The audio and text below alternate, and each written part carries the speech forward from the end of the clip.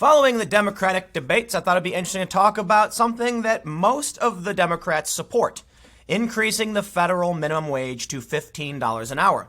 I like talking about this issue because it's typically associated with the left and doesn't always make sense. There are some circumstances where I think it's absolutely a good thing, and some circumstances where I think it's not. Now, I've supported Tulsi Gabbard and Yang. Tulsi supports an increase. Yang doesn't. This is a really interesting thing I'd love to talk about.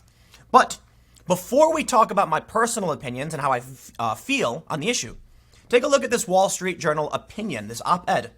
The $15 minimum wage will put me out of business. My employees already make $22 an hour with tips. A new bill will force me to fire them all.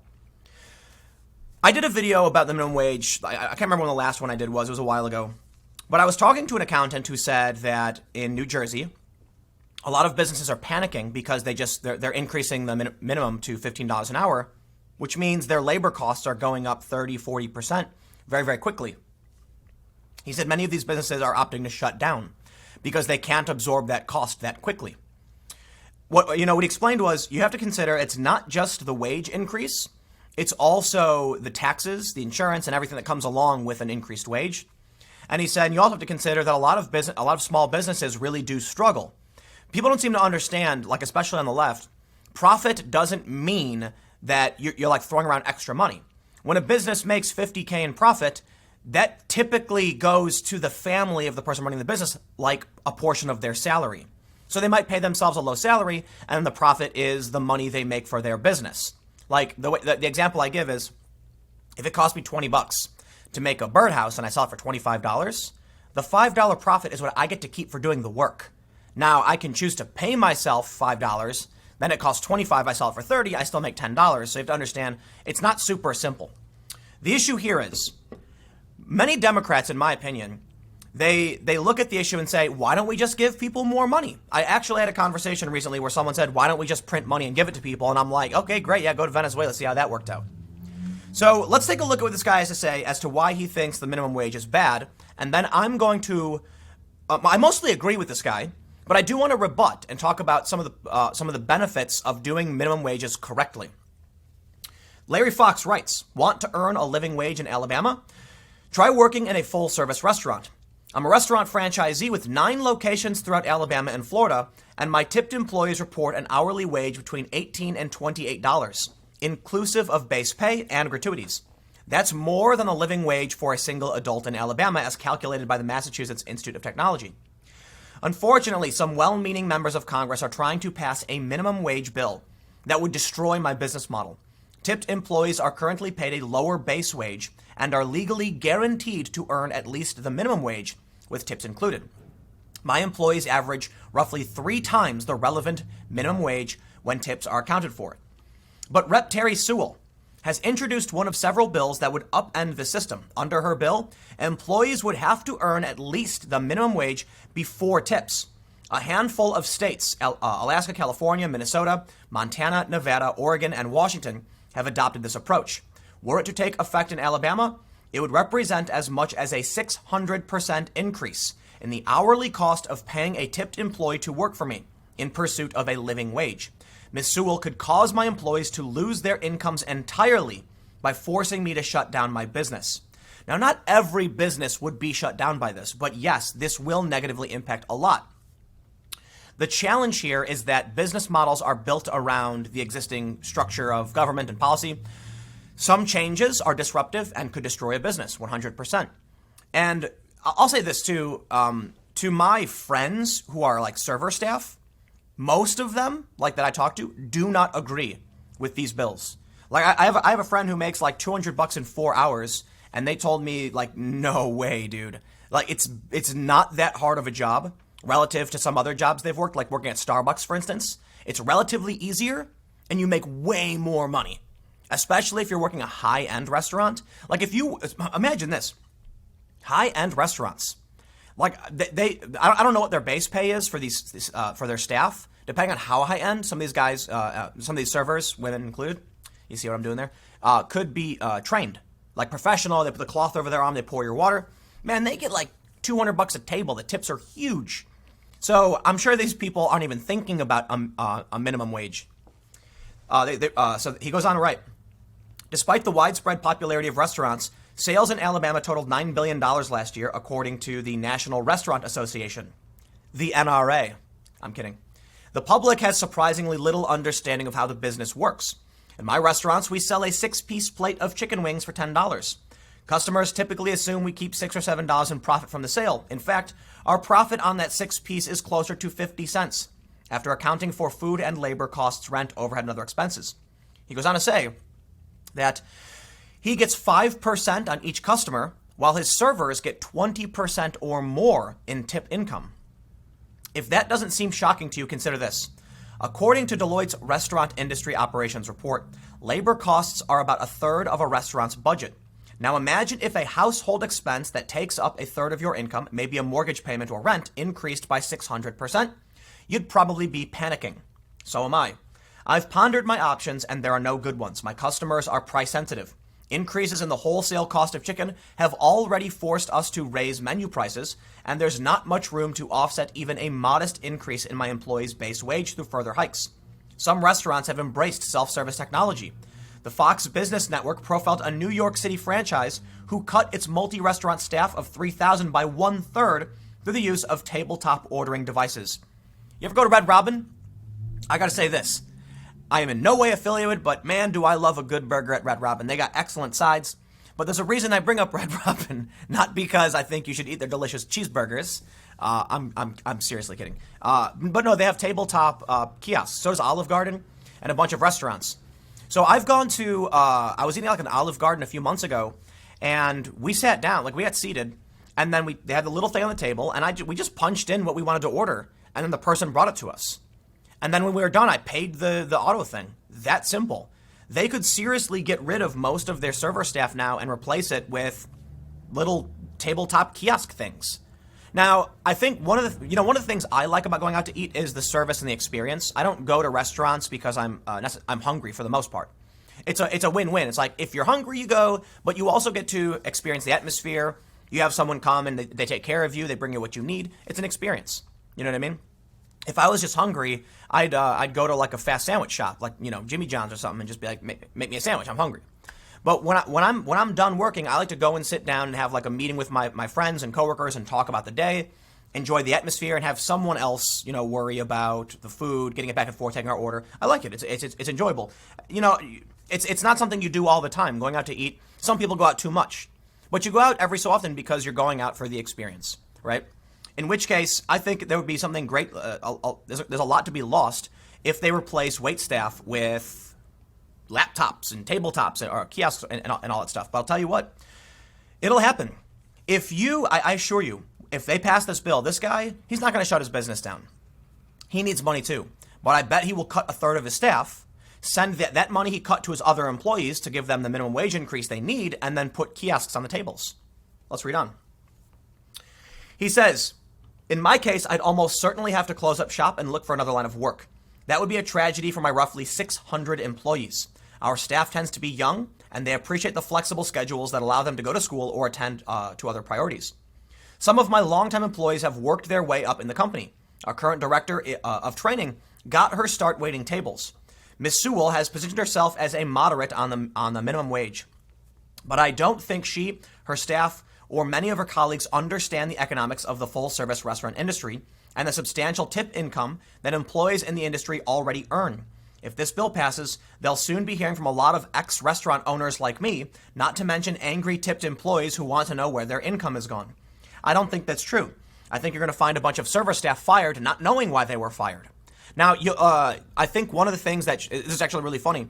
The famous coffee shop in New York where Ocasio-Cortez worked, I could be wrong, go back and check. It's been a while since I read the story, but my understanding is they shut down because of the minimum wage increase.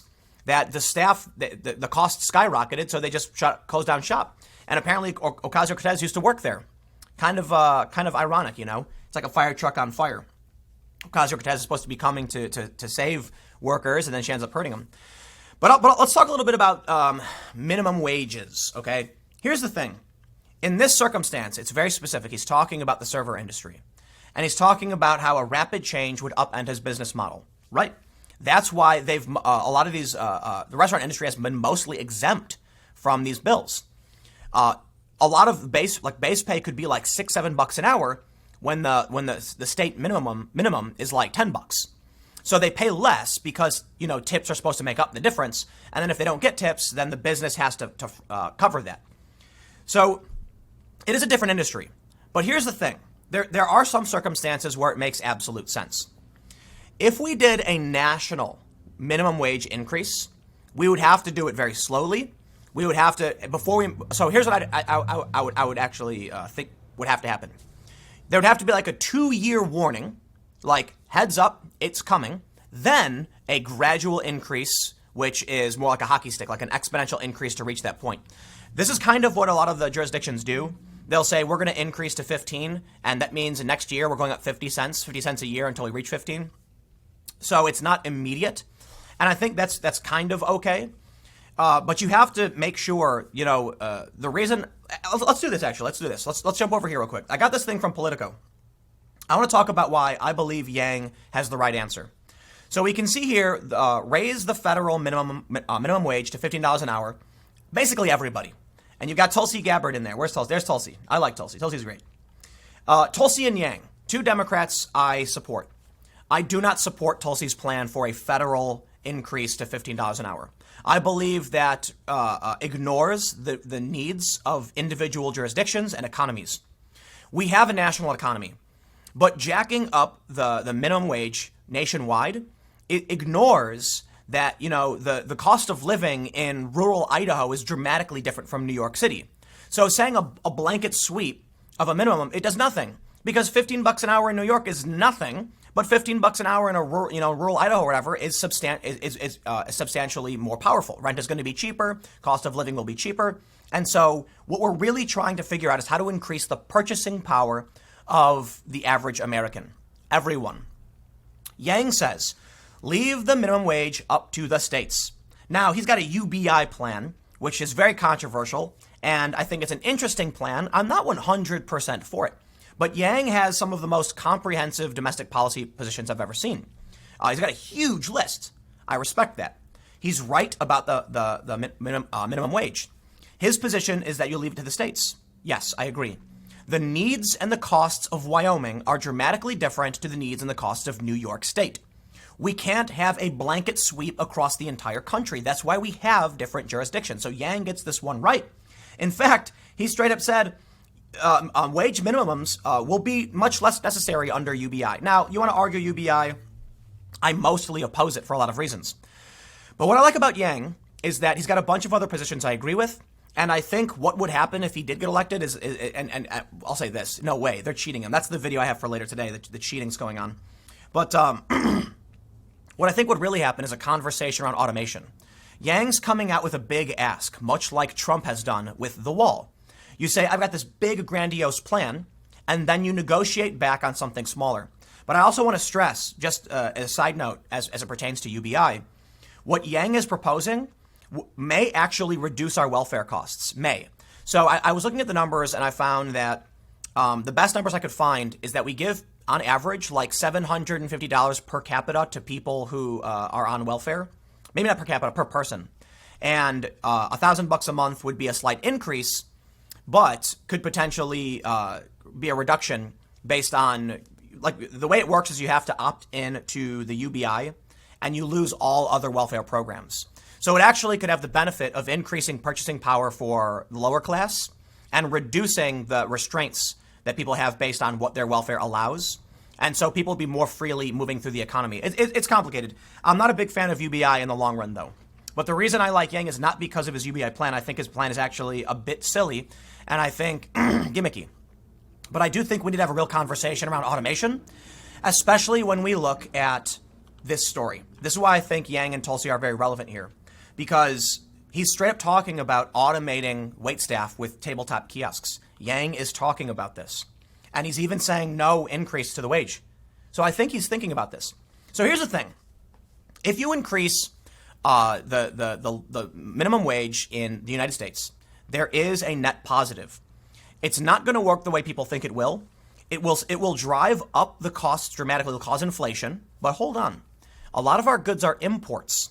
If we inflate the cost of milk locally and your wage goes up with it, your purchasing power has remained the same. But you can buy imports because the purchasing power of somebody overseas and the cost of overseas production has not gone up.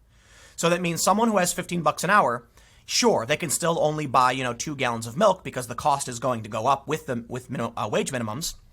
But the cost of a laptop overseas isn't going to go up as quickly.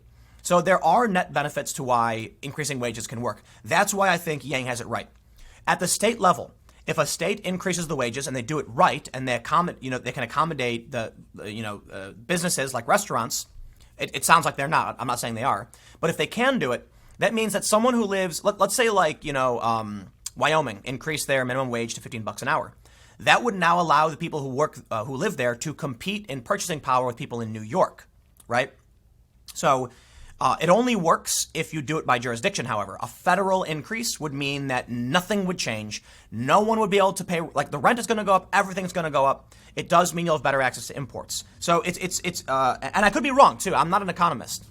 But these are some of the better arguments I've heard for why it makes sense. However, the bigger problem is that it falls to an emotional argument. No one is thinking about what it really does. They claim to be like, oh, these poor servers aren't making enough. Let's put a bill up that guarantees them this wage. And it's like, wait, you're actually hurting them. They're going to lose money. It's not what you think is going to happen.